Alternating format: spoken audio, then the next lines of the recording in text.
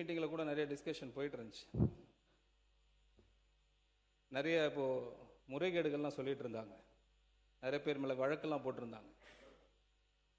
சில இடத்துல பார்த்தீங்கன்னா கட்டாயப்படுத்தி தான் காசு வாங்கியிருக்கிறாங்க. அதில் ஒரு மிகப்பெரிய ஒரு பாதிக்கப்பட்ட ஆள் நான்.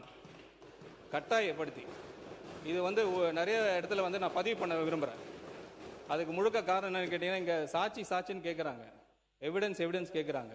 அது டாக்குமெண்ட் எவிடன்ஸ் வந்துட்டு போகுது. இங்கே நானே ஒரு எவிடன்ஸ் தான், நானே ஒரு சாட்சி தான். ஃபார்மர் எஜுகேஷன் மினிஸ்டர் அவர் சபையில் இல்லை, அப்படி இருந்தால் சொல்லியிருக்கணும். பட் வேறு வழி கிடையாது. நான் டிஸ்க்ளோஸ் பண்ணக்கூடாதுன்னு நினச்சேன். அவர் வழி இல்லை. கடந்த 3 நாட்களாக இந்த சப்ஜெக்ட் எப்படி சுற்றிக்கிட்டே இருக்கு. இதுக்கு ஒரு முற்றுப்புள்ளி வச்சு ஆகணும். நாளைக்கு வேணால் அவங்க கேஸ் போட்டுக்கிட்டோம், டிஃபமேஷன் கேஸ் போட்டுக்கிட்டோம், இல்லை என்கொயரி போட்டு நானே வரேன், டைரெக்டாக வந்து அவரை ஃபேஸ் பண்ணலாம். எந்த இடத்துல, எந்த டி நகரில், எந்த இடத்துல, குளோபல் அப்படின்னு ஒரு இடத்துல எவ்வளோ அமௌண்ட் கொடுத்தோம் எல்லாம் நானே சொல்ல முடியும்.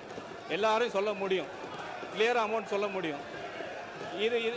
இதுதான் சாட்சி. நான் சொல்லக்கூடாதுன்னு நினச்சிக்கிட்டு இருந்தேன் சார், நான் சொல்லக்கூடாதுன்னு நினச்சிக்கிட்டு இருந்தேன். வேற வழியே கிடையாது.